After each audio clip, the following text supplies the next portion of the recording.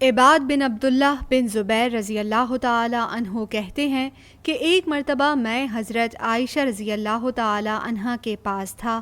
وہاں سے ایک آدمی گزرا جسے حضرت عائشہ رضی اللہ تعالی عنہا کے گھر کے دروازے پر شراب پینے کی وجہ سے مارا جا رہا تھا۔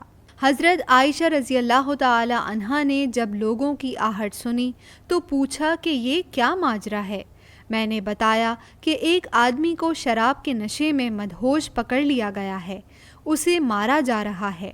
انہوں نے فرمایا سبحان اللہ، میں نے نبی صلی اللہ علیہ وآلہ وسلم کو یہ فرماتے ہوئے سنا ہے کہ جو شخص شراب پیتا ہے وہ شراب پیتے وقت مومن نہیں رہتا، جو شخص بدکاری کرتا ہے وہ بدکاری کرتے وقت مومن نہیں رہتا، جو شخص چوری کرتا ہے وہ چوری کرتے وقت مومن نہیں رہتا، اور جو شخص کوئی قیمتی چیز جس کی طرف لوگ سر اٹھا کر دیکھتے ہوں لوٹتا ہے وہ لوٹتے وقت مومن نہیں رہتا۔